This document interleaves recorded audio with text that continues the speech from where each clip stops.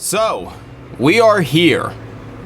A review of Legion of the Black and breaking down the story.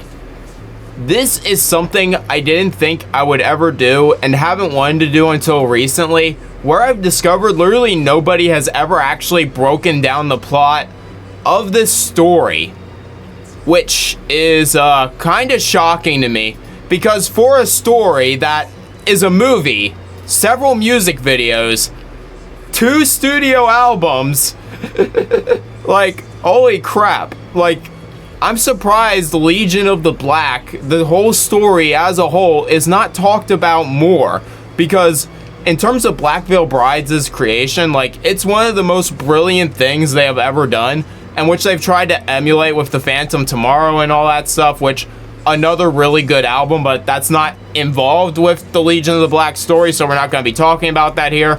I'm just going to say, if you do like more of this stuff upon watching this breakdown review and explaining the timeline as a whole, I highly recommend checking out the Phantom Tomorrow, but that's unrelated.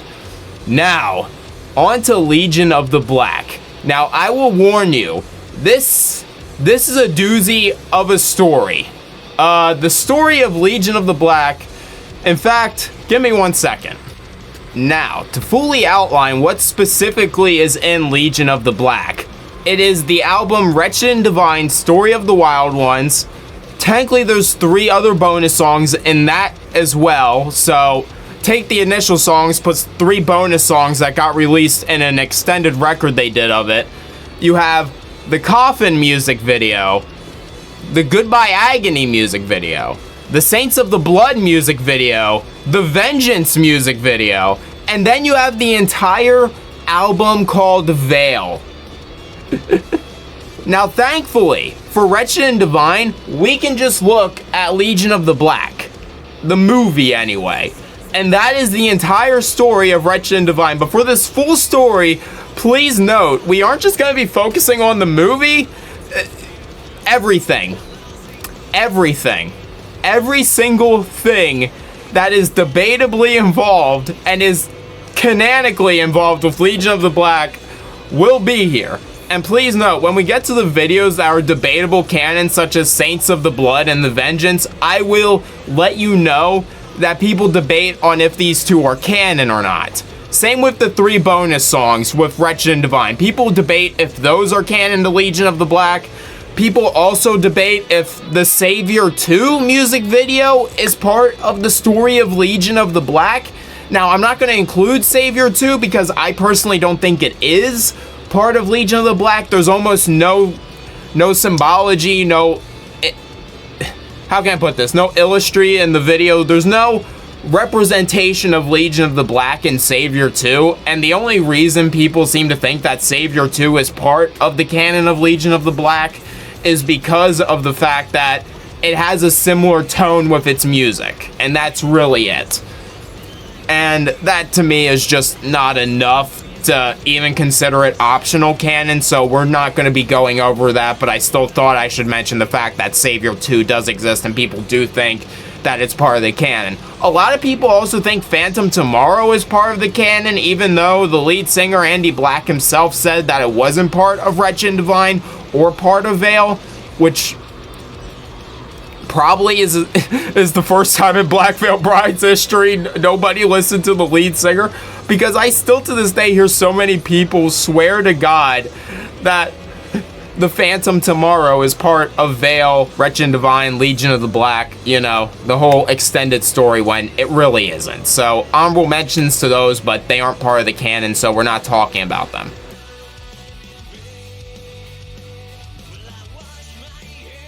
Now again, a quick disclaimer, because the first 20 or so minutes of me actually reviewing this is going to make a lot of sense.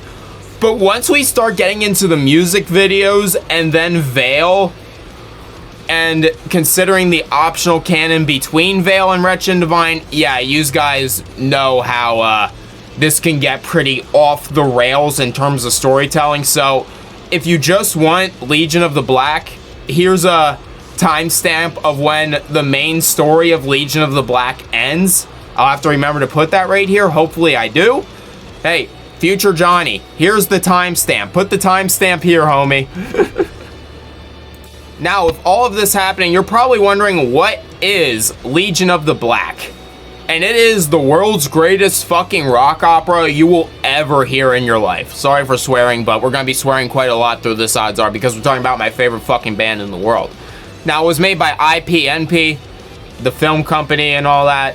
It's honestly not bad film-wise. I think the film quality is really high in terms of production. But the unfortunate part is the YouTube cut that they put out for free is like in 360p, while the Blu-ray release is in 1080.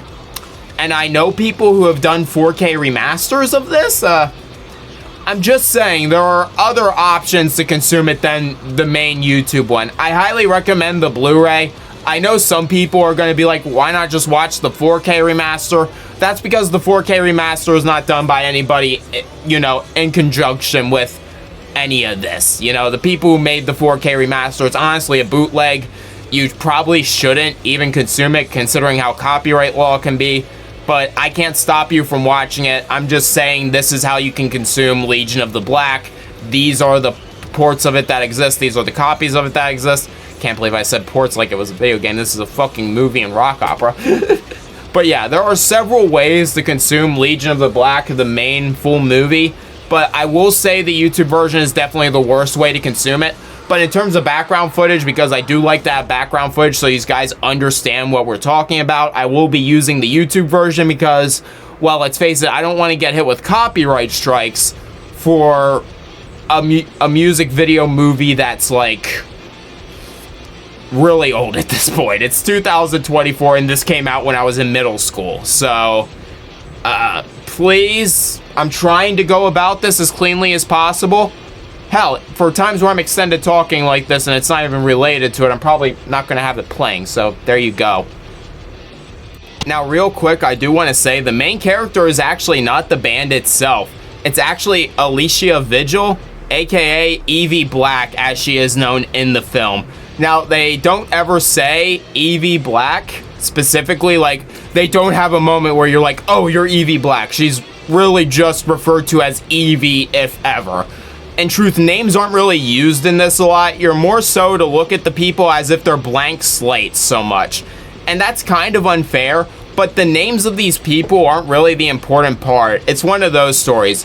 It's where realistically you could place anyone in these stories and it would make sense, but the key part is the story itself, which is quite the complex nature. And to get into that story real quick, you gotta understand there are two worlds involved in all of this, and in the end they technically become one world, because in this film you have the normal world that we inhabit. You have the normal band Black Veil Brides. That much is accurate, and that is true. In our real world, the band is just Black Veil Brides. We don't have any crazy things happen here. We pull up their music on our phones and that's it. End of story. Nothing happens to us. But you see, out there, out in the deep, disturbing abyss that we call the universe, or rather the multiverse in this case, there's another Earth. And it's not a good one. This version of Earth is basically a land destroyed. A land of nothing but desert and sand. A land of disaster, and a land where if you dare to speak out, you'll be the next victim in the fear box. And let me tell you, fear is very scary in this world. And you're probably thinking to yourself, Johnny, how scary can somebody so stupid to call themselves fear? How scary can they truly be? Let me tell you, they don't care about who you are. They don't care about what you believe in. They don't care what weapons you have. They don't care what you have on you, what you're about. The only thing they care about is that you are them. The only thing they care about is you aren't you. The only thing they care about is you lasting 6 times longer and fresher. But this whole story, and sorry for the joke there, but this whole story revolves around those two worlds. And the reality is, those worlds are at a parallel with each other at every single moment. What happens in our world affects the fear world. What happens in the fear world affects our world. And more often than not, we are taking the same actions as the people in the other world, just in different steps and shades. There are so many times through this film where you're seeing parallels between normal life and the fear world, where the fear agents, these messed up people, these dark, disturbing, abyssal cultists almost, that just want to strip away your individuality, just want to make sure you're not you. It's amazing.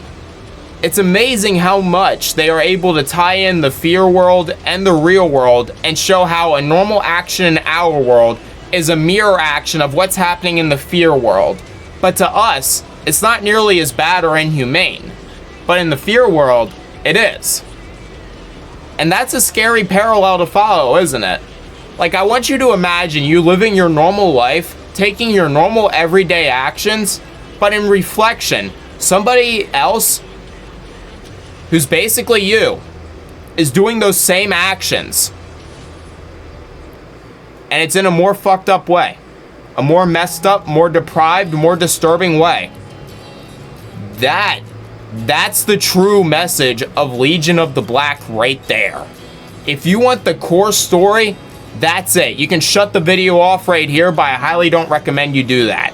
Because while that's the core aspect of Legion of the Black, that is not the main story.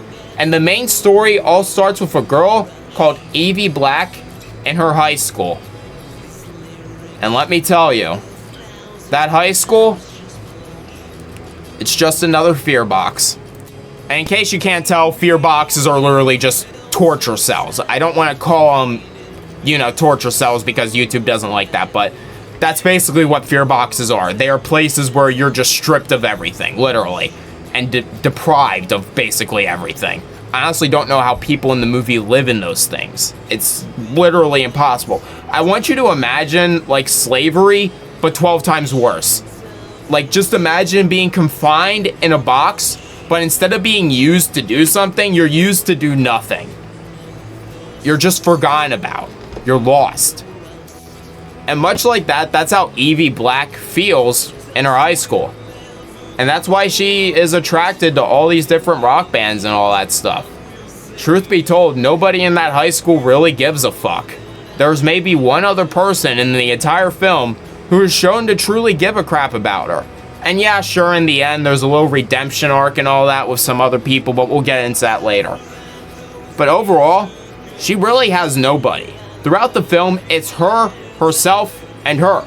There's no other people really helping Evie Black in all of the film other than Evie Black, which is pretty impressive how you can show this whole world in dichotomy, but it's really only the actions of the main character that allow for the things to happen, that do happen, that allow for her to have the plot of the film progress the way it does. And I say her because, well, again, this isn't meant to be about Black Veil Brides. This is meant to be a story about Evie Black and how she goes through all this. And one day, she comes home from high school after a bad spit, after a bad fight. I'm not going to say the specifics, but, well, she gets home one day and let's just say it doesn't go well. It goes horrible. She gets taken. They think she's mentally ill. They think she's messed up. They think she is some sort of monster for being so different. Not really so different. The film heavily portrays it as she just doesn't confine to any form of standard that is society, which is highly understandable. A lot of people really don't like to do that, even here in real life. But she literally just gets scooped up one day by mental health officers. And that's when we truly get into the fear box. And let me tell you, from this point on, there's not much going back. There is no going back. Once you're in the fear box, you don't get out. Mostly. Now, when she gets into the mental health facility and she's basically, over the course of several sections, I'm going to say deprived of what they deem to be a mental illness, we see reflections of what's happening in the Fear world, and how the band that is known as Black Veil Brides in our world, in the Fear world, are just normal fighters forced to fight off fear on a daily basis and keep their literal scrap town of a settlement safe. That's the kicker. Like, in this world, Black Veil Brides isn't famous. There's no studio albums, there's no real recordings, there's no real nothing. The Black Veil Brides of this world aren't even called Black Veil Brides. They're called the Mystic, the Prophet, among various other titles for the individual what would be band members in our world. But the thing is, we're not completely disconnected. Little do we all know that the two worlds basically work together, not just in the sense of mirroring. It's very elusive and very scary. And while she's in this facility throughout several points, you will see imagery of what's happening in the Fear world. At one point, she's trapped in her cell, her safety room, as it would probably be called in the medical world. You know, that nice cushioned room, even though hers isn't that cushioned. The line between worlds. Little do we know, she's in the Fear box. Like, that's the thing. This mental health facility that she's stuck in is the Fear box in the Fear world. If this all makes sense, in the desert world, where we don't have the normal reality we have, in the same location where the hospital would be, the Fear box is. And so you're probably seeing where this story is going. She gets sent to the mental health facility, when in truth, she's in a Fear box. In another part. You get what I'm saying? Her getting sent to the mental health facility is the same as her getting sent into the Fear box. And they show this. And it's really good. It takes a little bit of watching over to understand what they're portraying, because again, this is a rock opera, not a traditional film, but it's done really well. They show the blending of the worlds accurately. They show how one action affects the other. It's really well done, in my opinion. And the parallels between the hospital, the school, and the Fear box is just ingenious. And at one point, there are parts where you will see her getting the good old night-night treatment, if you know what I mean. Thankfully, she does wake up several times, but... And you will see, like, in the glass, in the reflections, in the mirrors, in the hallways, fear is seeping through. The Fear world is literally seeping through. Evie Black getting sent to the mental hospital is basically the Fear world and our worlds colliding. And that's really where this progresses. As we go through the mental health hospital, and as we see the insides of the Fear box, and as we see the events of Legion of the Black, which I'm going to try not to spoil in its entirety, the worlds just blend. As the war between Fear and the Wild Ones, what the band is called, that's another title that the band is held in the Fear world. They're called the Wild Ones. The Wild Ones and Black Veil Brides eventually become the same thing. There's no, like, at one point, and that's much later in the timeline, mind you, but as this all goes on, fuses together, one world. There's no difference between Black Veil Brides and the Wild Ones. There's no difference between our government officials and Fear. There's no difference between a mental health officer and Fear. There's no difference between a police officer and Fear, a fireman and Fear. Yeah. You thought this was just going to be a nice, simple rebellion story, didn't you? No. The worlds blend together. There is no grand ultimate rebellion that truly overthrows Fear. And that's truly the thing that is the point of this film. Fear always hangs around. You're always going to have something you are afraid of, regardless of if the fear is justified or not. And that's really the key aspect of this film. You have the unjustified fear of the fear world, which the people of our world obviously isn't real.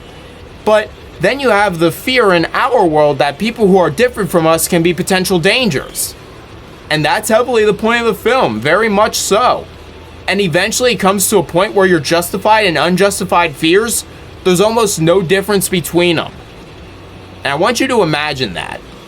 A world so unimaginable that the unjustified and the justified, the imaginary and the non-imaginary, what is real and what is fake, it's all ambiguous.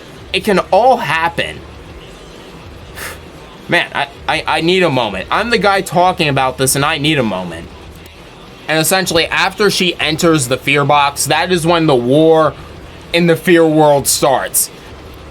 One night, fear finally steps over the line, so to speak. And you're probably wondering how they haven't stepped over the line yet. I don't know.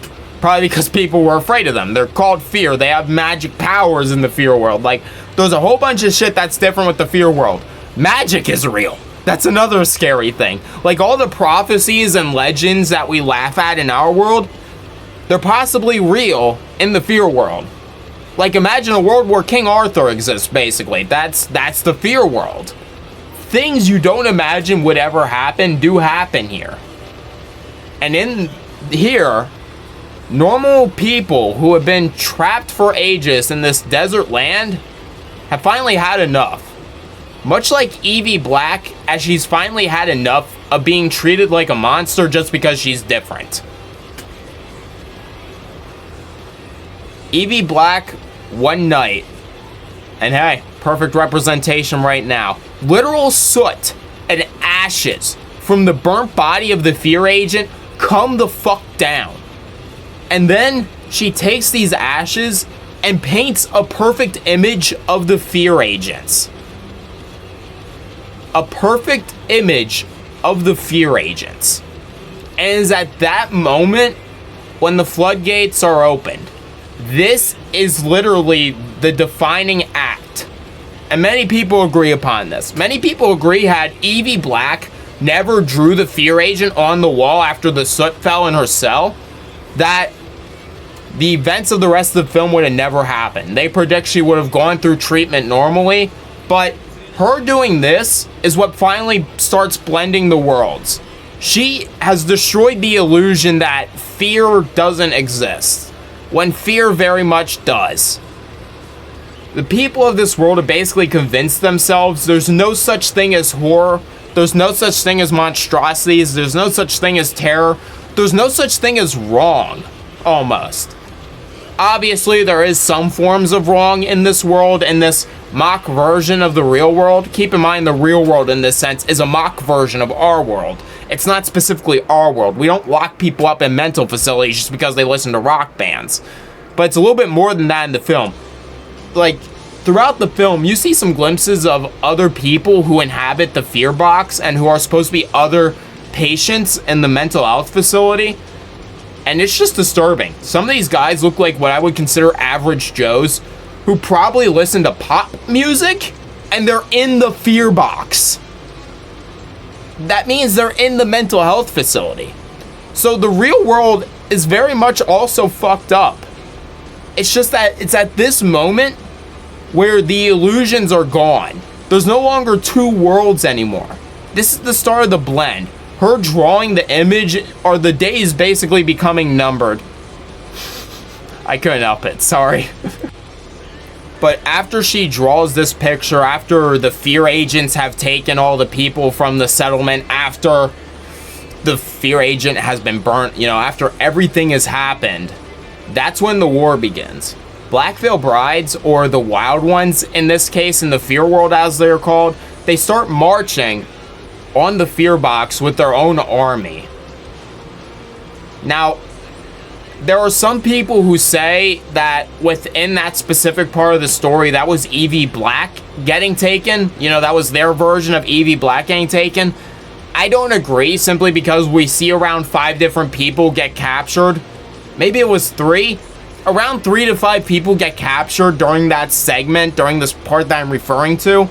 So, yeah, I really don't think that was the moment Evie Black got captured. Evie Black got captured in the beginning of the film, but a lot of people say that's when she got captured, and that's why the ash is falling, because they think that's the moment the fear version of her got captured. No, the fear version of her got captured much earlier than the real version of her got captured. Her getting captured in the fear world is what leads to her getting put in the mental facility in our world, if that all makes sense. I just want to clear that up. But as they break down the fear box, as they march on the fear box and break it down, that is when it happens. The moment the wild ones get in is when Evie Black finally has enough. She starts flipping objects all around the room. She starts going wild. She starts going nuts. She's pounding on the doors, breaking shit. And finally, she breaks the desk in her room. And finally, she smashes the camera that they have been using to watch her in the mental health facility the whole time. And when she breaks the camera, and when the people are broken out of the fear box, that's truly when the worlds are blended, but you don't know it yet. And I say you don't know it yet because you won't see the effects of the world blend until after the main Legion of the Black story. We only know this because we got information after the main Legion of the Black story, which is why this video is called Explaining the Legion of the Black, Iceberg, because Legion of the Black is more than just the movie, because we got information afterwards that led to more. So when she breaks the camera and when everyone is broken out of the fear box, those two acts are almost one and the same, and so the world blends further, and that is when we finally see the real world version of Black Veil Brides. That's right. Literally by this point, you are like almost 2/3 of the way through the film, and only now are you seeing any representation of the actual Black Veil Brides. That's the important thing. It's the wild ones. This is not about the Black Veil Brides. And this is the only moment you actually see any of the Black Veil Brides. Because after this moment, the worlds blend fully. And the Black Veil Brides are also the wild ones. So in this one moment where you see what I believe to be Andy, because let's face it, I'm obsessed with this band. I've seen those tattoos on his arm hundreds of times. That was definitely Andy's arm. That was Andy Black's arm. So you see Andy Black, the lead singer of Black Veil Brides, literally basically reach through the wall. Like, a part of the wall gets broken out, but he reaches through the wall and drops the key to the cell. How did that happen if Black Veil Brides in our world is just a band? That's the thing. We don't know it yet. And it's possible Andy in that moment didn't know it yet. But at that moment, he became the prophet. He became the Wild Ones version. He became the fear version of himself. I call it the fear world. I think it's kind of stupid to call it the Wild One world, because for basically the whole story, fear is in control up until the very end. So there you go. That's why I keep calling it the fear world. That's why I don't call it the Wild Ones verse or Wild Ones world or Wild Ones universe, because it's the fear world. Fear is in control for a majority of the story. So after he drops the key, that's the moment when our version of Andy Black, or Andy Bierzak, as he would have gone by at this point in time, that is his actual last name, but his stage name is Andy Black, so I tried going with that. That's the moment he becomes the prophet, and the worlds are blended. Because from this point on, she escapes her cell, and then she wanders through, and somehow she's in a church, which wouldn't happen in our world. You don't wander from a mental facility and actually hit up a fully furnished church. You know, you don't see a giant cross hanging everywhere. You don't see Jesus. You don't see all that stuff. She walks from the mental health facility out of one door, well, a few doors, but it's still a mental health facility. And then somehow she walks through a door in the mental health facility. There's all this light. And then she's in the fear world. She's in the fear world. This church is like the midway point. When you see the church, what we call a lot of people have taken to calling it the Church of the Wild Ones, and I actually thoroughly believe that is accurate. I do believe that this location we see in the film is meant to be the Church of the Wild Ones, where all the beliefs of the Wild Ones are told and so forth. The Wild Ones being the reason why fear exists. Fear doesn't like the Wild Ones. They never have. They're too crazy. They're too wild. They don't conform to anything. There's almost no thought to their actions. They're like impulses almost. Fear is afraid of the Wild Ones. So she walks into the Church of the Wild Ones, this midway point between the real world and the fear world. And as she's in the church, this is when the world, I know I've been saying the worlds are blending and I've been blended for a while, but her entering the church is when all this can happen. Because our main eyesight, our main view of this world, of our version of Earth, is no longer there.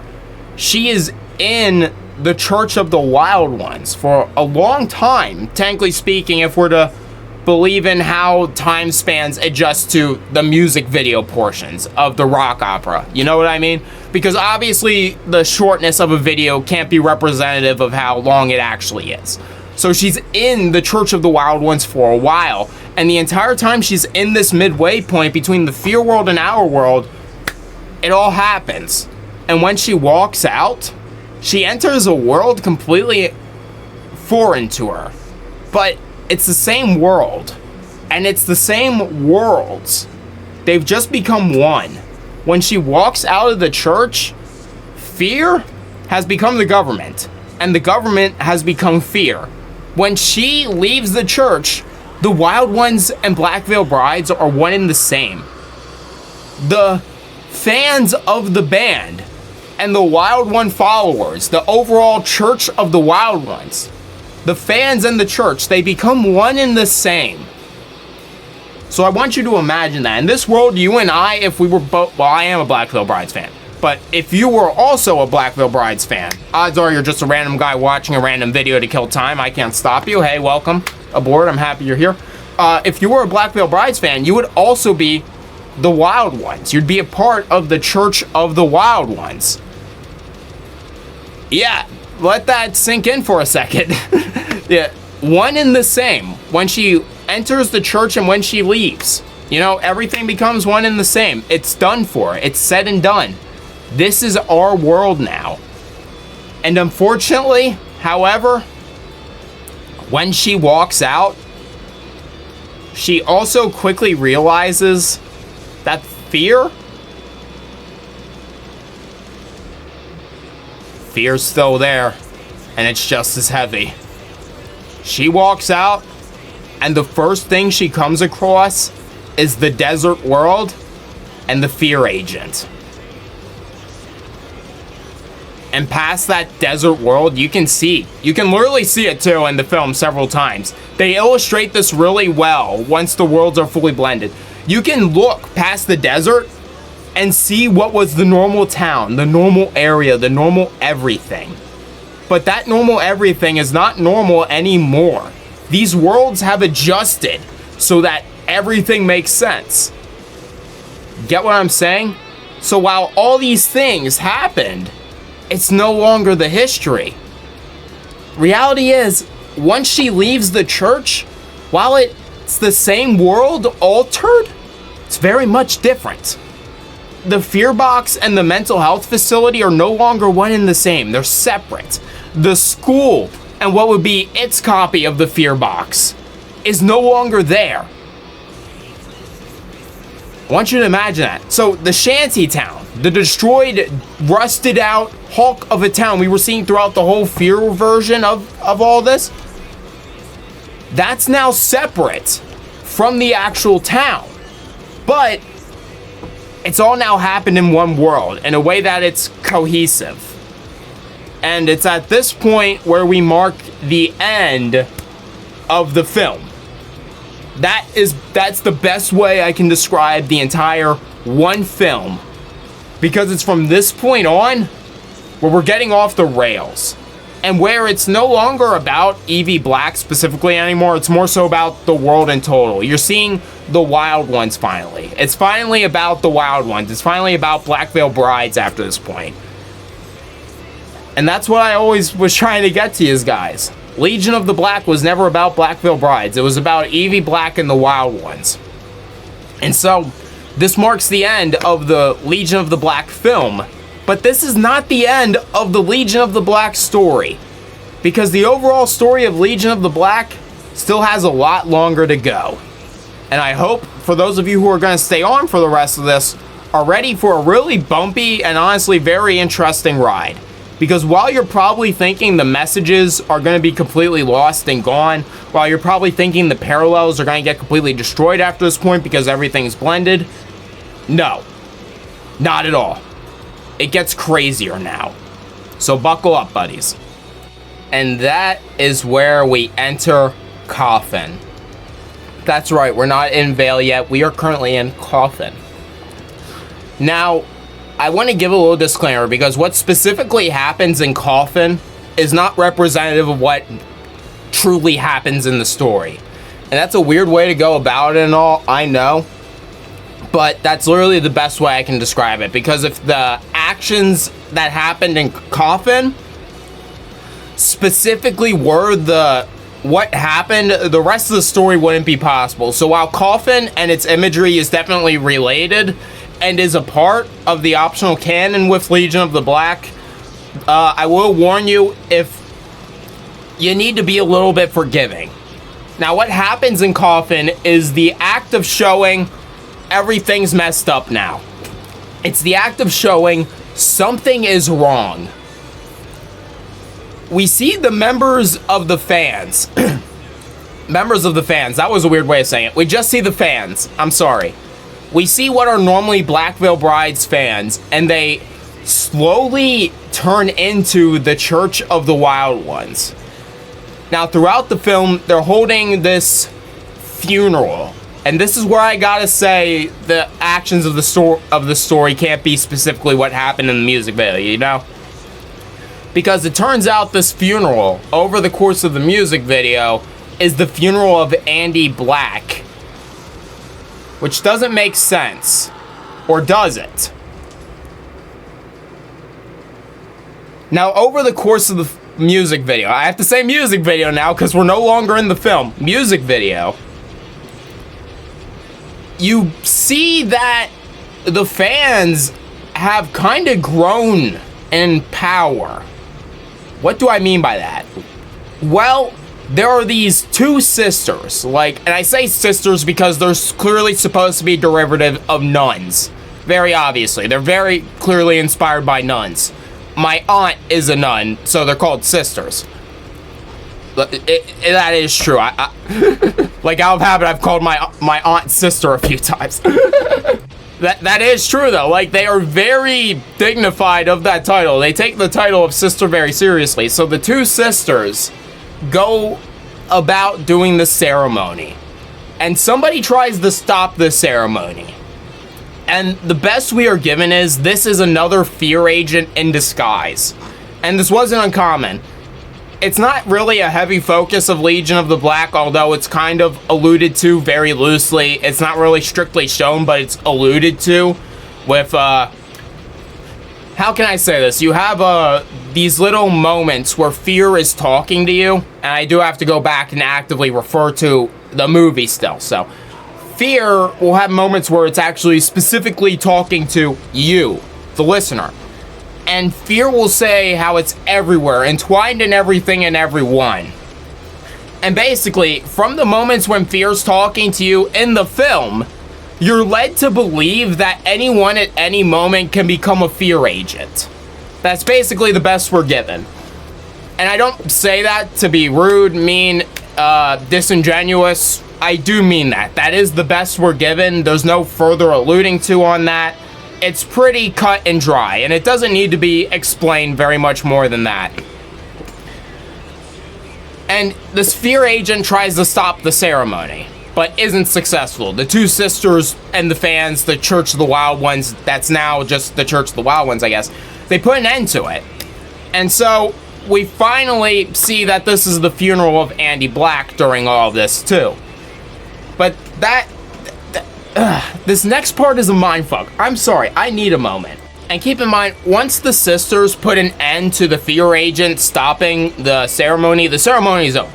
You know, the ceremony's done. They stopped the fear agent. The ceremony has been complete.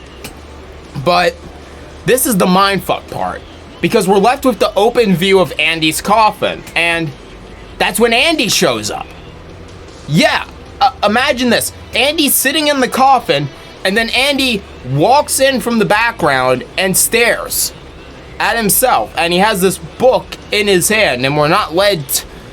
The book is possibly the diary of Evie, but there's no guarantee. It's possibly an Easter egg alluding to Evie, because Evie did have a diary, but the diary wasn't a heavy focus really in the film. The diary is showed once and only once and is never shown again. So that's why I think it's the diary of Evie, and why a lot of people think it's the diary of Evie, but nobody knows. So he puts the book down on the coffin.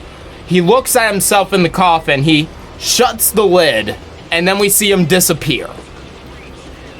But the thing is, like, this clearly wasn't a ghost. It interacted with the coffin. It was holding a physical book, and it set the book down on the coffin, and the book stays on the coffin. The book doesn't disappear with the ghost. So this wasn't a ghost. I don't know how else to say this. This was Andy and the other Andy. These were somehow in the Church of the Wild Ones, there's still a little bit of the oldness left over. Somehow. This is the only way I can explain it. And when Andy shuts the coffin, that is the Wild Ones Andy. You know, the Prophet. That's the Prophet and Andy Black of Black Veil Brides becoming the same person. Because later we see a snake, a black and white snake, come out of the coffin that was never shown anywhere else before. It wasn't in the coffin already. It was never shown to be in the coffin, but it comes out of the coffin. And I have pretty good reason to believe that this black and white snake is representative of the two Andys finally being fused together.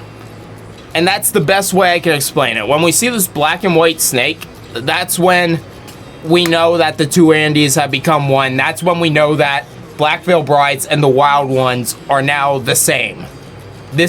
Coffin is literally the confining moment, the moment where we get the truth. Like, it's all one.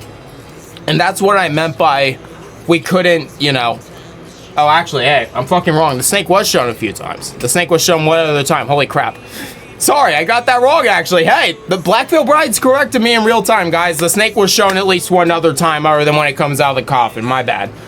But, yeah. Coffin is when we learn that the worlds are fused together.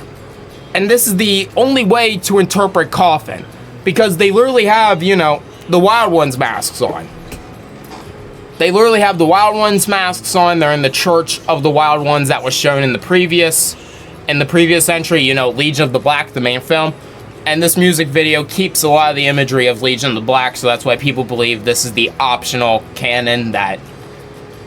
You guys see how this goes. Think of it like reading a comic book. You have all these possible tie-ins, but the guys writing it only went to pick and choose sometimes. You know how it can be. And it is in Goodbye Agony that things truly are marked off, so to speak. With Goodbye Agony, it takes what was optional canon with Coffin and basically confirms it. Because in Goodbye Agony, man, how can I go about Goodbye Agony? And I don't say that to be rude, mean, disingenuous, whatever. Goodbye Agony is really unique in all this because it takes everything from Coffin and basically confirms it. Because for the first time, ever since Legion of the Black, we see a fear agent again. Like an actual outfitted fear agent. But that comes towards the very end. But I do want to signify that the imagery, well, not the imagery, the confirmation that the fear agents show up basically confirm everything we've been suspecting. But Evie Black comes back, and I do want to state this is the only moment that Evie Black ever comes back for the rest of the Legion of the Black. And I imagine that is just because they needed to confirm that what is happening is, truly happening here. You get what I'm saying? They needed a way to confirm for everybody once and definitively that the two worlds are blended, so they bring Evie Black back. And with the perception of Evie Black again, we see that the world is messed up. The world is wrong. The town we once saw in the original film, from the normal world, no more. It's once again the same shanty town we saw in Legion of the Black almost. Just barely better off. And we're really led to believe that this is the Los Angeles area.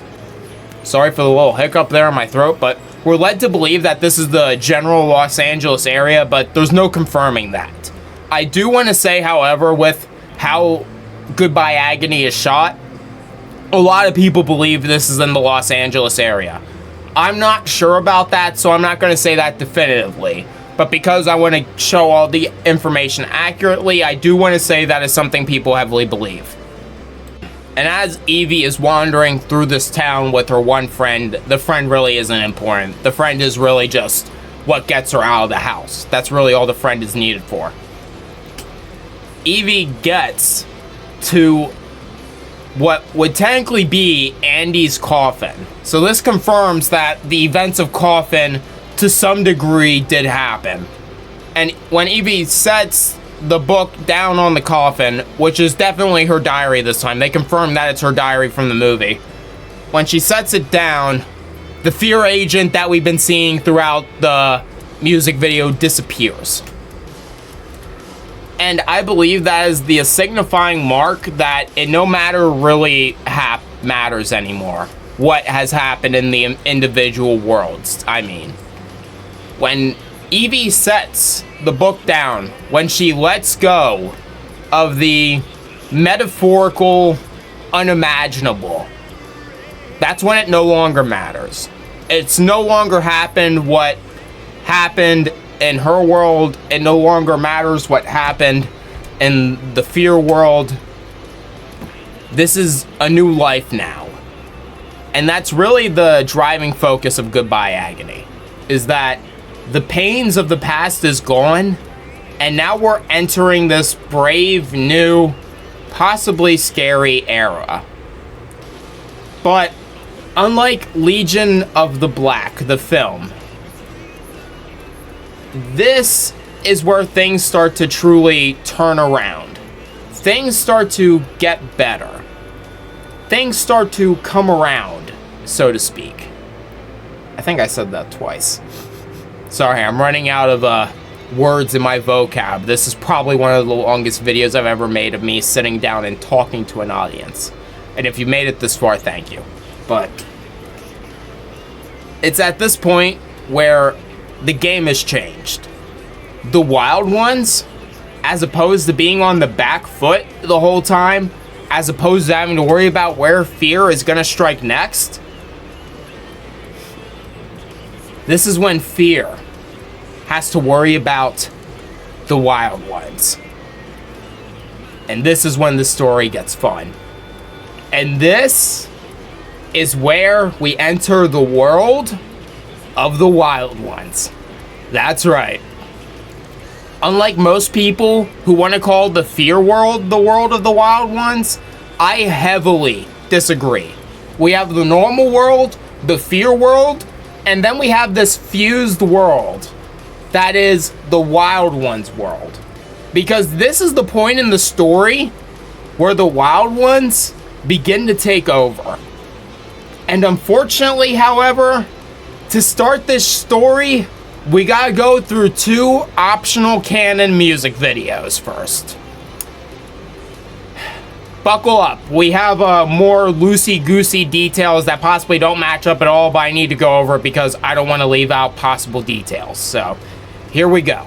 And now I do want to state once again, it's mostly the imagery, the allusion to how it's presented. This is why people believe that The Vengeance and Saints of the Blood, the two music videos, shut up, watch. This is why people believe that Saints of the Blood and The Vengeance are optional canon in all this.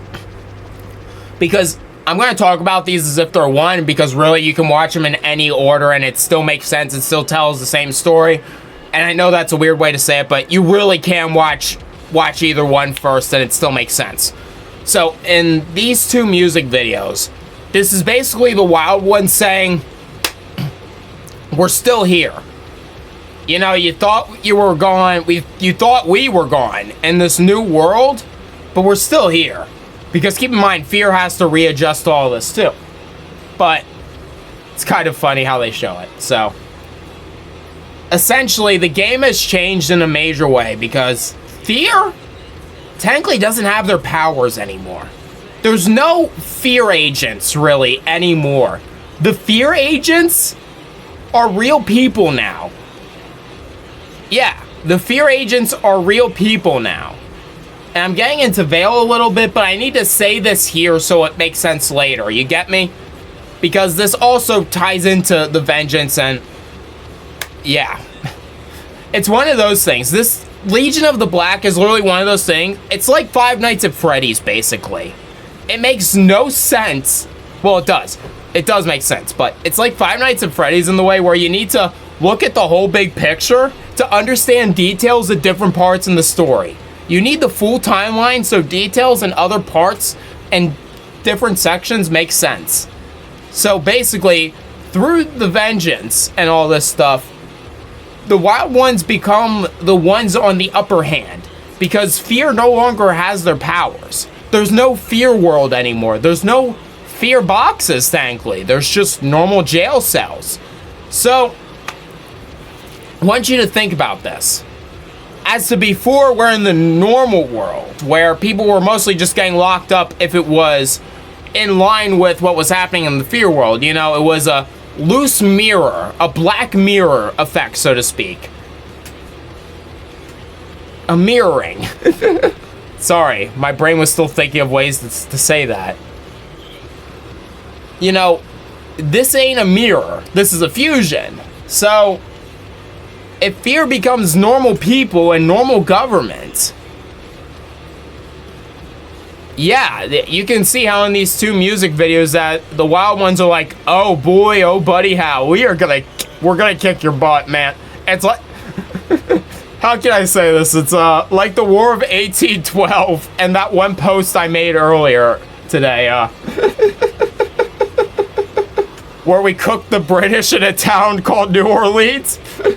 It's basically that. You know, it's no forgiveness. There's a lot of fucking up of the shit. Fear gets their shit fucked up. And that's the important part of The Vengeance.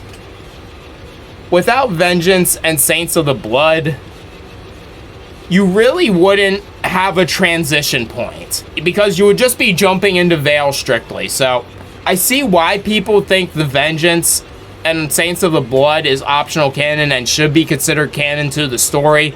And while I don't believe it, I see how it could serve as a viable bridging point between the last two music videos and Vale, if that all makes sense. I hope it did. And throughout the story of Vale, we are introduced to this new world. Throughout several points, they talk about the old desert world, which is kind of interesting to me, which shows memories of the old parts of the old world still do exist. It's not just Evie who remembers how things used to be in the individual worlds. Respective members, or actually, now that everybody's basically one, you know, everybody remembers how both versions of the world was. And Vale shows that very clearly. It thoroughly establishes that both worlds did in fact happen and that both worlds were real. Now, this is the point where I also have to introduce the alternative theory to all of this, and that there were never multiple worlds and this was always one world. Which I completely reject, obviously. But this is the point where I gotta bring it up, because when Vale came out, people were saying, man, it must be all one world. We had it wrong. And to all those people who believe that, I hate you. I hate you. I really do. I mean, why do you want to ruin such a good multiverse story by saying, oh, it was always one world? So I gotta acknowledge those fooligans, but I don't believe the fooligans, and this was always a multi-world story. This very clearly was a multi-world story. And Vale, to me, says that, because there would be no point in referencing individual aspects of the fear world and individual aspects of the normal world if it wasn't a fusion world and all worlds existed. You get what I'm saying? So this is when we thoroughly established that we're in the world of the wild ones, and that both things did happen. Both series of events did happen. The events of the normal world were real, and the events of the fear world were real. And while that is kind of creepy and fucky-wucky, that is just the truth. That is what happened, and Vale confirms that wholeheartedly for me. But this is where it's kind of hard to talk about Vale, because Vale, the whole album, is canon to Legion of the Black. You know, it's all an extended story that all flows together. But the problem is, Vale has a few music videos, but it's the album that's important, because unlike Legion of the Black, where it was a majority of songs from the album, there was only ever a few music videos for Vale, and Vale had a good amount of songs, so only doing like 3 songs from Vale is a disservice, and it makes it really hard to talk about how it ties into Legion of the Black. So forgive me, we're gonna have to go into illustration mode here. I need you to use a lot of mental imagery. This is literally the part of the video where I'm not gonna have any images anywhere else to be able to help me with this, because other than the music video Wake Up, which shows the end of the story technically, not the overall story, yeah, makes it really hard, makes it really difficult.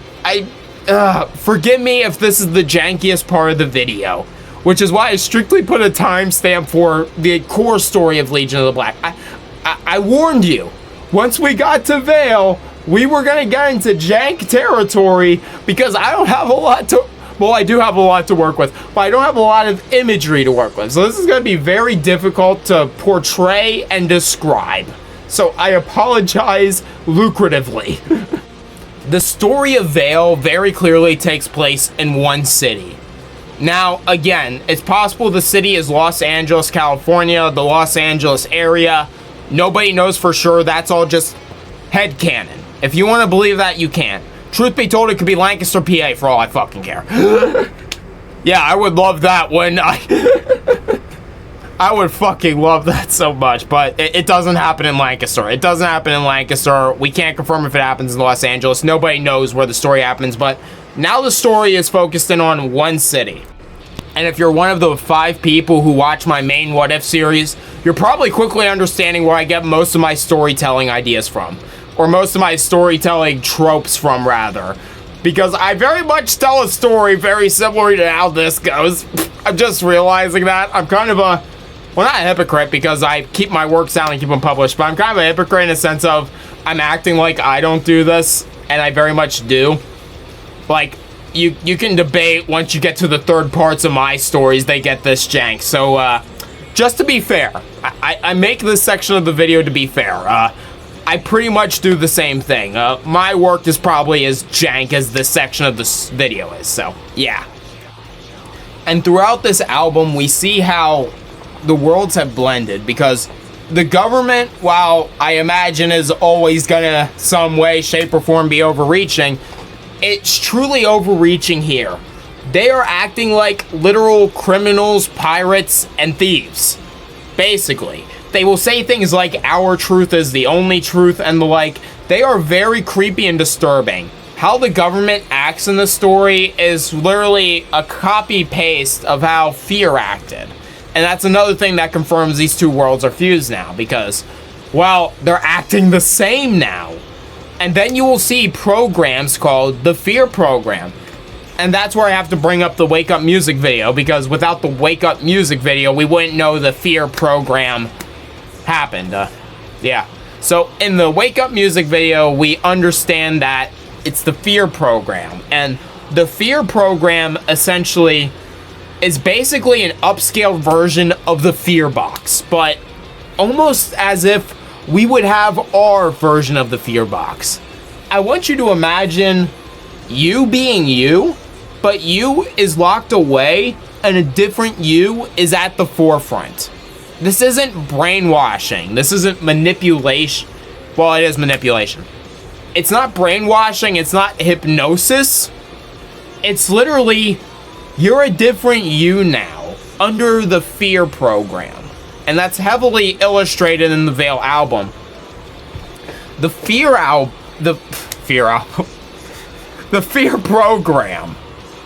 I want you to imagine it like this, like a good old-fashioned smartwatch, but instead of a smartwatch, it's like right around here on your arm, where like the wristband of the smartwatch is on my arm. Actually, that's literally a perfect way to describe it. The marking is literally around right here. And the Fear program is like biological software almost. It's very interesting how they go about it. And this bio software is literally just the Fear box and the Fear agents, but oh, there it is. And it's and then it's, you know, it's on you. You can't turn it off. You're you, but you're you in a different way, which is scary. I don't like that. You can probably tell the reason why I highly regard this overall story, why I regard the Legion of the Black film so highly. And oh my god, the runtime of this video, man. Yeah, you can tell by the runtime, I very highly regard the story because this story plays on everything I fear. I'm not afraid of men. I'm not afraid of gun. Well, if you point a gun at me, I'll probably be a little bit afraid, let's be honest here. But overall, I'm not afraid of objects. I'm not afraid of people. I'm not afraid that the sky's gonna fall on me. I'm not really worried about that type of stuff. But this stuff that Legion of the Black focuses on, the you not being you, and the parallels between you and what's a different version of you in the background, and the mirrors we look into, like, it's just, it's big brain. What can I tell you? Like, it's big brain. And Vale is just a confirming act of all of this. Whew. And throughout the course of this album, BVB is basically the Wild Ones now. We've said that several times, sorry, but I gotta make sure everybody's with me here. The band that is now fused with the other band and is now one band has to fight against the Fear program. It has to fight against Fear once again. And this is when it truly gets fucking weird and wild. Because while I don't have imagery to show for this, the album, over the course of all its songs, describe the band, the city, the country even. It basically describes a world uprising over the course of its songs. So, while there's a lot in between that, I would basically be ruining all the songs by going over every ultra specific detail, unfortunately. So all I can really tell you is, without fear of crossing boundaries and ruining albums and ruining stories, because I'm trying to leave out enough details to where you can still watch these things and it's good and it feels fresh, because I don't want to ruin everything for everybody. You know, they overthrow everything and the world almost goes back to normal. Almost. The story of Vale is trying to get everything back to normal, really.